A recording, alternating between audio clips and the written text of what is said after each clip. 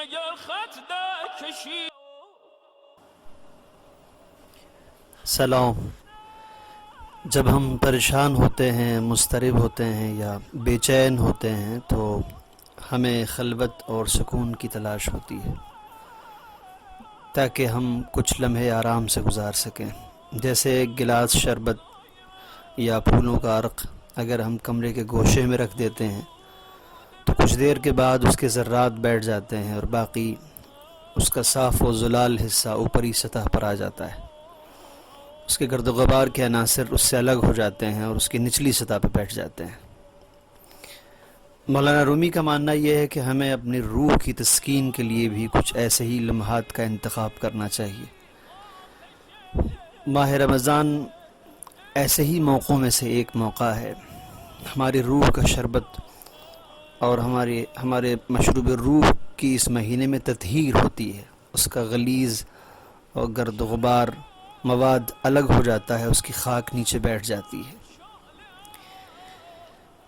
اسی طرح مولانا رومی نے ہمارے دلوں کو گوریا یا اسپیرو نامی چڑیا سے بھی تشبیہ دی ہے اور کہا ہے کہ یہ چھوٹی سی چڑیا بہت بلند پرواز تب تک نہیں ہو سکتی جب تک ہم اس کو اسی طرح پروان نہ چڑھائیں اور اسے اتنا مضبوط نہ بنا دیں کہ وہ عنقا نامی پرندے میں تبدیل ہو جائے.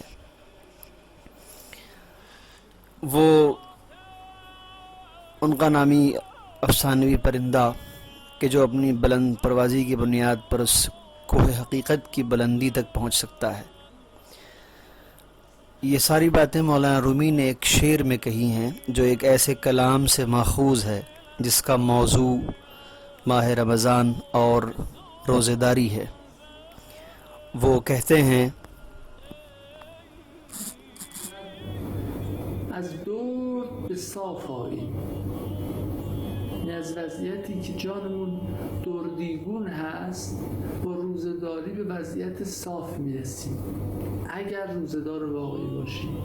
از دور به صاف آییم و صاف به قاف آییم که از قاف صیام جان عصفور شود عنقا.